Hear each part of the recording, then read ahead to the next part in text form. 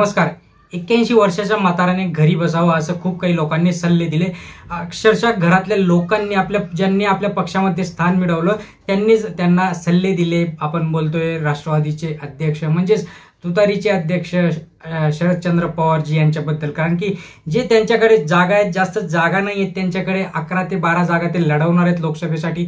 But जसं म्हणतो कोळशातनं हिरा निवडला जातो त्या पद्धतीने एक एक उमेदवार शरदचंद्र पवारजी निवडत आहेत. काय कोणता आता जी काही त्यांची तिसरी यादी लागली, तिसरी यादीमध्ये बीजेपीचे एकनाथरावजी खडसे, बीजेपीच म्हणावं लागणार आहे, आधी बीजेपी, राष्ट्रवादी, परत आता बीजेपी, त्यांच्या सुनेविरुद्ध म्हणजेच रक्षाताई खडसे विरुद्ध स्ट्रॉंग उमेदवार त्यांनी दिलेला आहे. कोण आहेत तर श्रीराम पाटील कोण आहेत ते पण आपण या व्हिडिओच्या माध्यमातून जाणून घेणार आहे. भाजपला सोडचिठ्ठी देत गुढीपाडव्याच्या पूर्वसंध्येला राष्ट्रवादी काँग्रेस शरदचंद्र पवार पक्षात प्रवेश केलेले उद्योजक तथा सामाजिक कार्यकर्ते श्रीराम पाटील हे रावेर लोकसभा मतदारसंघातून भाजपाच्या उमेदवार तथा विद्यमान खासदार रक्षाताई खडसे यांच्या विरोधात राष्ट्रवादीचे उमेदवार म्हणून ते जाहीर होणार आहेत. जिल्ह्यात सत्ताधारी पक्षामधून भाजपातून जळगावचे भाजप खासदार उन्मेष पाटील, पारोळ्याचे माजी नगराध्यक्ष करण पवार पाटील यांनी शिवसेना ठाकरे गटाकडे अलीकडेच प्रवेश केलाय. असताना रावेरचे उद्योजक श्रीराम पाटील यांनी शरदचंद्र पवार यांच्या गटात आता जाहीर प्रवेश केलेला आहे. उमेदवारीही मिळाली आहे. विधानसभा निवडणुकीत रावेर मतदारसंघात अपक्ष उमेदवारी पाटील यांनी तयारी केली होती. याबाबतची घोषणाही त्यांनी काही दिवसांपूर्वी केली होती. पाटील यांची राजकीय कारकिर्दी अवघ्या 2 महिन्यांची म्हणता येईल. फक्त 2 महिन्यापासून ते राजकारणात आले. 14 फेब्रुवारीला त्यांनी प्रदेशाध्यक्ष चंद्रशेखर बावनकुळे, ग्रामविकास मंत्री गिरीश महाजन यांच्या उपस्थितीत भाजपमध्ये प्रवेश केला होता. त्यांना भाजपकडून रावेरमध्ये उमेदवारी मिळेल अशी अपेक्षा त्यांना होती. बट रक्षा खडसेंना तिसऱ्यांदा संधी देण्यात आल्याने ते नाराज झाले आणि नाराज जो होतो तो पक्ष बदलतोय लोकसभेमध्ये.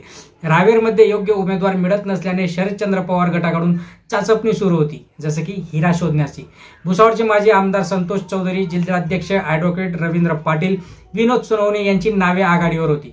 त्यातच श्रीराम पाटील यांनी शरद पवार यांची भेट घेतली होती. सोमवारी पुणे येथील मोतीबागेत पक्षाची बैठक झाली होती. बैठकीसाठी उद्योजक पाटील यांनी शरद पवार यांना प्रदेशाध्यक्ष जयंत पाटील यांच्याकडून बोलवणे आले होते. बैठकीत ॲडव्होकेट रवींद्र पाटील आणि उद्योजक पाटील यांची नावे अंतिम निश्चित करण्यात आल्याने रात्री उद्योजक पाटील यांनी भाजपला सोडचिठ्ठी देत शरदचंद्र पवार गटात प्रवेश करत असल्याचे जाहीर केले. रावेर मतदारसंघात हा एकनाथ खडसे आणि गिरीश महाजन यांचा बालेकिल्ला समजला जातो. पण लोकसभेच्या रावेर मतदारसंघात रावेर व मलकापूर येथे काँग्रेसचे आमदार असून रावेरमध्ये शिरीष चौधरी व मलकापूरचे राजेश एकाडे हे आमदार आहेत. भाजपमध्ये 35 वर्षापासून असलेल्या या बालेकिल्ल्यात भाजपला आव्हान देण्यासाठी शरद पवार गटाने मराठा समाजाचा चेहरा पुढे आणलाय. जसं की मराठा आरक्षण सुरू होतं तर मराठा आरक्षणाचा चेहरा त्यांनी पुढे आणलेला आहे. बालेकिल्ल्यात भाजपला आव्हान देण्यासाठी शरद पवार गटाने मराठा समाजाचा चेहरा पुढे आणला. पाटील यांना घरात कुठलीही राजकीय पार्श्वभूमी नाही. उच्च शिक्षित व अभ्यासू व्यक्तिमत्व असल्यामुळे संसदेत लोकप्रश्नांची चांगली मांडणी करतील म्हणून त्यांना शरदचंद्र पवार गटाने पसंती दिली होती. चांगली प्रतिमा, उद्योजक आणि मराठा अशा जमेच्या बाजू त्यांच्याकडे आहेत आणि म्हणून तो प्लस पॉईंट त्यांनी घेतला आणि त्यांना उमेदवारी दिली. उद्योजक व सामाजिक कार्यकर्ते श्रीराम दयाराम पाटील, वय वर्ष 53, यांनी फेब्रुवारीमध्ये भाजप प्रवेश करून आपली राजकीय कारकिर्दी सुरू केली होती. पाटील हे साईराम इरिगेशन आणि सिकाई दुचाकी निर्मिती उद्योग समूहाचे सर्वेसर्वा आहेत. रावेर तालुक्यातील रणगाव हे त्यांचे जन्मगाव असून त्यांनी स्वतः रावेर येथे Shriram auto centre, Shriram macro vision academy, Shriram foundation, Shriram agro plast उद्योग समूह उभारले आहेत. याशिवाय त्यांनी श्री साईराम प्लास्टिक व इरिगेशनच्या रावेर, नशिराबाद, जळगाव येथे शाखा आहेत. महाराष्ट्र, गुजरात, मध्य प्रदेश, राजस्थान, आंध्र प्रदेश, कर्नाटक अशा विविध राज्यांत त्यांच्या व्यापाराचे कार्यक्रम मोठमोठे त्यांचे विस्तारलेले क्षेत्रे. त्यांनी मेकॅनिक पासून सुरू केलेला त्यांचा हा प्रवास आता राजकीय कारकिर्दीमध्ये राष्ट्रवादी काँग्रेस म्हणजेच जे काही तुतारी चिन्ह असणारे त्याच्यावरती आता लोकसभेची निवडणूक लढवणार आहे. होप सो की आता तिसऱ्यांदा रक्षाताई खडसेंना हे खूप मोठं चॅलेंज असणार आहे.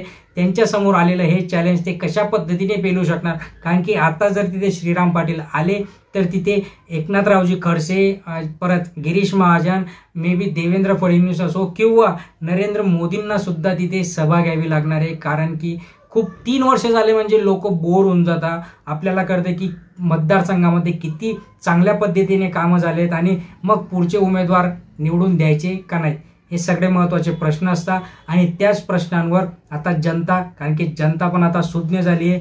मागच्या 4 ते 5 वर्षामध्ये सोशल मीडियाचा एवढा वापर वाढला आहे की प्रत्येकजण आता सुशिक्षित, सुसंस्कृत आणि विचार करायला लागलेला आहे आणि ते विचार करूनच तो प्रत्येकजण आता मतदान करणार आहे. भेटूया पुढच्या अपडेटमध्ये नवीन माहितीसह, नवीन अपडेट, नवीन गोष्ट तुमच्यापर्यंत आणणार आहे. चॅनलवर नवीन असाल तर लाईक करायला मुळीच विसरू नका. सबस्क्राईब करा, शेजारी घंटीचं बटन ऑन करा. धन्यवाद.